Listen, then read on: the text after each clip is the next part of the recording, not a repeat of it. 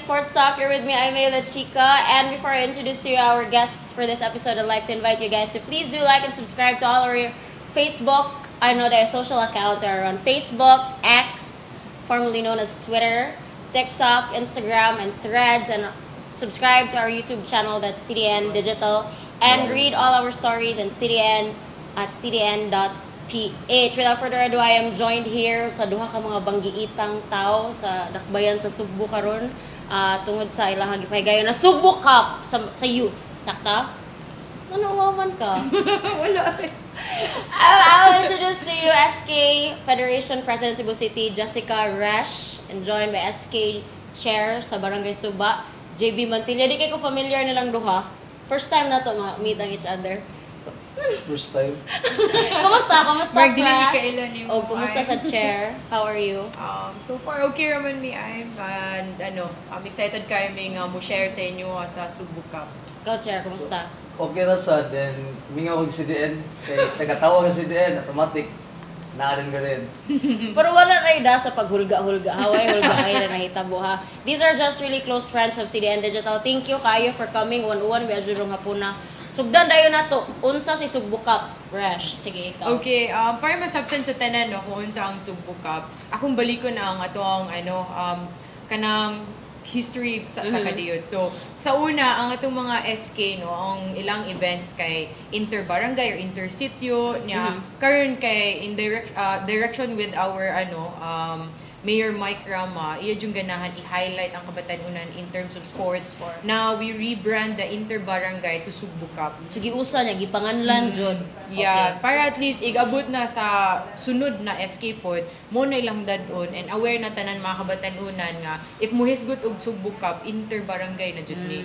So this is the first season kung baga kung sa Sisafi first season. And then pila ta ka barangays ni join jud tanan. Tanan jud, 80 ka barangay. Kumusta man na? How does it feel like na ay 80 ka buok na teams times 2? Diba kay basket and volleyball man ta? Yeah, but sa volleyball 60 ang kabarangay ang naka-join pa for this year. So at least makita na mo unsa ang growth sa atong city no in terms of sports.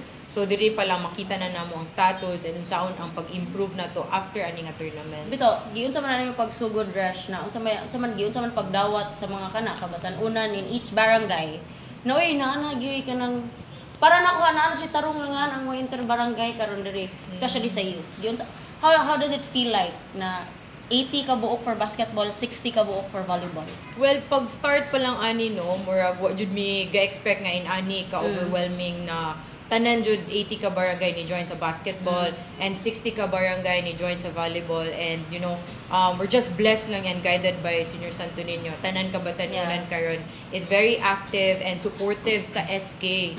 Kay through SKs from the different barangay na form nila ilang team. So dili lang ni diretso nga pick up lang sila player. Even ang SK Council and Barangay Council na to gitabangan nila to make jud nga ang ilahang mapadala sa karong Sugbo Cup is qualified or kanang standard jud dayon. So ni-go through sila og training. After training na ay mga nag-tryouts dayon.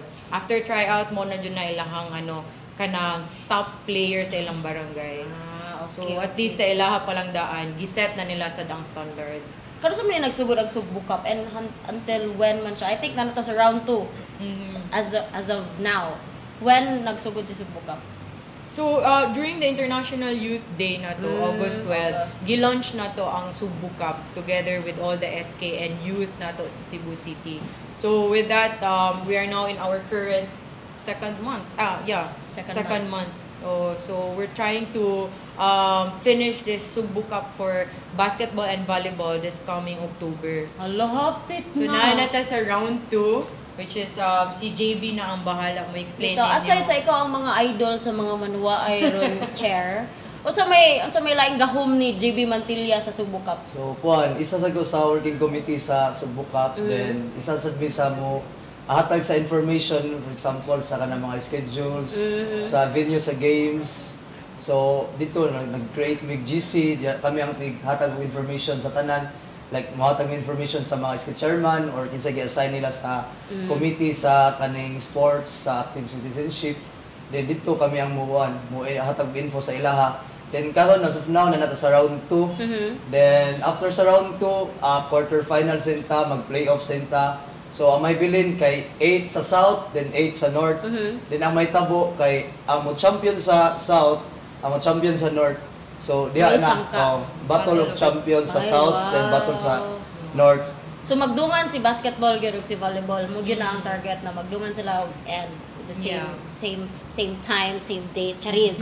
But kana as kani sila athletes gyud sad ni sila. Unsa man yung feeling na karon nakita ninyo nga ang mga mga kabatanon active, happy nga naanay venue sa mga barangay na kanang dito uy mo ang team ba kay naapol sa Subo Cup. Ikaw, you were playing soccer, frisbee, katong okay pa ang mga tuhod yang nakita. So wala pa na injured. Wala pa na injured. Unsa man imong feeling? Siguro karon no tungod sa Subo Cup, lahi ang stigma sa mga barangay.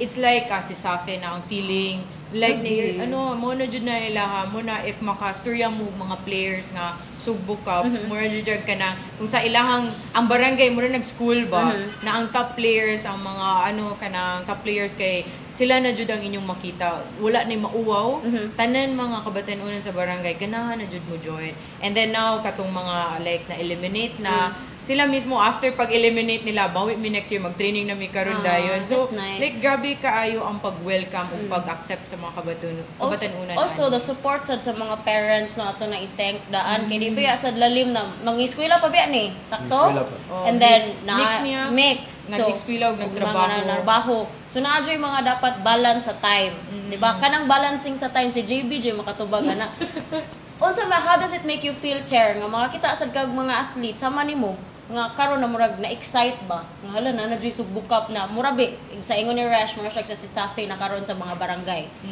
so ang nakanindot sad sa Subo Cup miss kay opportunity sa ilaha ba then at the same time kay dagan man mga scouting nga mga coaches nga mga nananaw di ba like nagsugod pa lang nag-start pa lang 18 19 so kato dagan na sad ang mga players nga akong naduulan nga kanang potential ka mas mayo nga mo try out ka sa mga schools by next year pwede kayo ka sa kaning team pwede ka mo try out sa Sagasa nga university din sa Cebu so nindot kayo kay like sa amoa sa among barangay so ako gyud lagi pasabot nga unsay mga manindot nga mahitabo like unsay mga opportunity nga moabot sa imuha nagbuhat sa imuha so practice lang gyud ana so nindot kayo ang kuan kay ako sad gipa-feel sa ilaha nga like varsity player gid sila nya ang sa pagposting sa amoa like sa tanan gid sa mga kuan barangay ang pagposting kay kuan gid kayo ang kuan ang feeling like varsity players gid sila na amo gid pa feel ang uban ang mga barangay tungod sa kuan sa excitement nila ang uban nagpa warmer gyud ana gasto jud warmer gyud nabe nakadungog sad ko na uban nga private company na naa sa Ni barangay sponsor. sponsoran sila kana maka-feel na gyud noon sila na ay dili ra gyud ay may kanang liga-liga dira ni liga-liga lahi na gyud siya with quality nindot na no na naa jud mga scout pod and then naasad sa through Subo Cup ni build na tadaan og confidence sa kaning mga young athletes na uy di ba try out gani mo sa inyong school so why lang same sa mong post di ba ni trend man is JB bago lang di ba JB kumusta man ang ikatoy mo experience dito pagpadala sa like kato akong gi-post kay pag start lang gyud sa si Safi namo ko nakita nga mga na-post like niingon nga sayang ay nindot tay duani like nana nya sayang pwede pa lang puhon ana so nakakuan ko nga pwede man gyud sila kay kasagaran no nakita mga 19 years old pa ana so makaedad ra nato makaedad ra nato mga 18 so mo to ni post jud ko ato nga like niana ko nga never give up gyud don't give up sa inyong kuan kay kailangan i-pursue gyud yung dreams then practice lang gyud kay for me sa ako nga side elementary ko ni try out ko reject high school ko reject college ko first year second year reject gyapon ko so pag third year na ko at least na nakakita sa ako mato giingnan ko like sa akong giingon sa mga players like giingnan ko nga try out nya ani ko dili sa eskwelahan so ni try out ko 1 month almost 1 month so mo to nakita akong potential so dako kay kong pasalamat gud nga nakuha ko sa USGR kay pag dili tungod sa SGR, walay GB Mantilla siguro mailan sa kuan. Sa basket. Kaya Cebu uban nga mga basketball nga mga fanatics. Unsa may feeling na si JB mo ang partner sa Subo Cup? Usa sa mga partners. Kani kay Kung man gud kaya siya kanang student athlete yun ba, good example sa kaning mga manuwa. Ay, anisay lang, hindi ka ganahan. But thankful kayo ko nga ang SK kayo, different na kayo ang mechanics, and especially ang advocacy nila ba lahi-lahi jud. And in terms of sports, si JB mo stand out jud in terms of supporting SK Federation, barangay movement nato for sports. So I really asked JB jud to help us to be part of this Sugbo Cup. So ako sad nangita sad kog mga SK nga makarelate. Yeah. Kay for sure if makarelate sila sa sports or sa activity namo, mo all out jud sila, walay question ay, diba? So karon makasimo si JB every 6 to 10 PM na ana sa CCSI. Kung sa naka barangay gatuyok na sila Nahimo just na to siyang make guard sure. dito padung. Guard na gid si JB padung dito. But makita nimo ang commitment Yeah. nila sa sport. So Basketball thankful is jud good. ko niya. Sakto, basketball is good. Volleyball is also very good. Kung sa Yeah. mga mga players sa volleyball, sa inyong mga nabantayan sa ilang mga duwa. Ako for volleyball, no, kay magtuyok-tuyok mo to basket and volleyball, mag-cross-cross raman jud me. North and South, makita jud ninyo ang difference sa development sa atong volleyball. Now we're starting 60 barangays, and then as to skills and level na to, kaya jud bitaw. Like they're already showing like as a varsity jud. If ako lang iingon ninyo Go. na Sugbo Cup is we have mechanics and qualification for this one. So wala joy kanang volleyball nga varsity or basketball varsity. All grassroots. So That's if ikaw nice. developing athlete, ni This is the perfect avenue for you. So at least na sila avenue to start their competitions or ilang tournament. Maka-feel sila what it's like to be in a competition or in a tournament. Kaysa ka nang mo dito ka sa kanang, bito, no? Very good.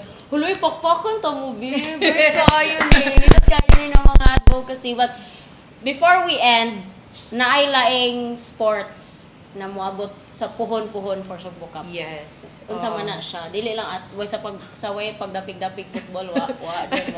Anyway, sige. You know, first pang manina mo nga introduction sa Sugbo Cup. For sure if ma-continue ni for the next magkadaghan jud. But in our for our term karon man mi by November. So amo jung paningkamutan nga this coming October we will launch our next sport. So we will launch esports and board games for Sugbo Cup. Inter-barangay na pud taan. Unsa na board games? So, basic lang sa ta. Basic lang. So, we have chess and Scrabble. So, Hala, break with kayo that, pa ng Scrabble. Ganan mo join ko. Basig, pwede ka ma-representative sa Barangay Tisa. Barangay, CDN. Barangay CDN. Anyway, yes. So, we have Scrabble and chess. Duha sa mo And then, introduce. sa And then, e-games. sa esports na to, we have ML and Dota. Dota 2, yata, yeah. Kay ang among gipili karon sa esports is already potential for Olympic pod. Kay naa naman ang Dota sa Olympics. So we're trying to push na especially Cebu City can push for a representation in the national and international level. Very exciting. Very exciting times. More exciting pa yun ni kung magkadaghan na ang mo appeal and kung magkadaghan na ang sports na ma-appeal. Sa sunod na Sugbo Cup, amo na atngan. Yes. No, but for now, please do invite all our viewers na isuporta ng games kung asa nila pwede makitaan ang mga schedules, kung asa pwede sila mo adto, o kung kanang basta ganahan sila i-shout out. Shout out. So, guys, so please like and follow sa Sugbo Cup page sa Facebook. Then, dito makita tanan ang mga schedules, kinsay mga nidaog, tanan mga announcement. So, please like sa Sugbo Cup page sa Facebook. Ikaw, ano man mo ikaingon sa mga constituents? Una siguro magpasalamat ko sa city government na to because if walay suporta sa city government ni may mga butan nga event. Again, thank you so much to our Mayor Mike Rama for supporting and trusting SK Federation, and together with our Vice Mayor Garcia, together with the SP City Councilors, kay may kabaw na protocol ni na to highlight because without their support di jud ko maabot ani nga teamwork, no? And of course we have Sir John Pajes.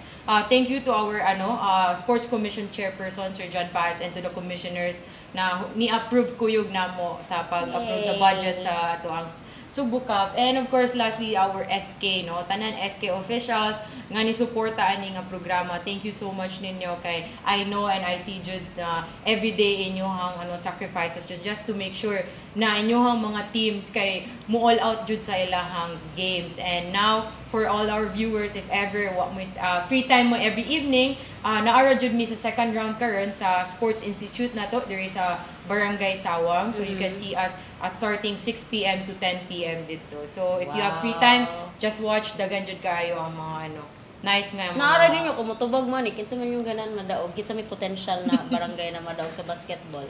Ayo sa nang ingon ang suba. Dili, wala natagat naman ang suba. Okay, so go na tagat So, na dili. sa So di gid mo ma-predict gid ang kinsa gid ang mga ligon karon nga kuan kay Kinatagak naman kung ni mo sa ang gingon pa kuan. ni Speed grassroots, so wala joy wa mi naila nga mga maayo, wala ex-varsity, wala mga varsity player. So karon pa gid na ilang time to shine, mahugog gid Ako na. i-highlight lang, I Go. mean, no, na during the knockouts, dito jud may bawa nimo ang leveling of per barangay. Now sa second round na mo karon, grabe jud. Sa series of events Really? karon sa second round, ang ilang score, it's always tight. So fourth quarter gani, walis na sila. Ara na namulabaw og 3 to 9 points. So di jud nimo ma-predict kinsa mo daog ani nga barangay kay grabe na jud ang level nila. So good luck to all the players and teams sa Subo Cup nato. Bitaw. Thank you Rash, thank you JB for again kanang coming here sa CDN Sports Talk nga kanang wala ni hulga-hulga akong mga invitation ba ani na nando, but we appreciate you coming here sa inyong time. Kabaw may busy kay mo sa Subo Cup, do let us know unsa mga updates sa Subo Cup, send us videos, pictures, tag CDN Digital sa kanang mga posting ka sa Subo Cup, makita ko. Let us know kinsa yung mga bet sa mga kuan may nana baka para pwede sa nato sila ma-feature natin mga ma-feature sa inyong the players. So with that, before I end and say goodbye, please do again like and follow all our social media accounts. That's CDN Digital on Facebook, X, Instagram, TikTok, Threads, and subscribe to our YouTube channel, that's CDN Digital, and read our stories. Naana sila mga stories dito. That's cdn.ph. Press. Thank you, kayo, Press. Chair, thank you, kayo, Chair. Thank you. I'm so proud of you. But again, thank you to our guests. Thank you to the people behind the camera, Dave and Sir Brian. And this has been your host, I'm Mila Chica for CDN Sports Talk, and I'll see you guys again next time. Bye!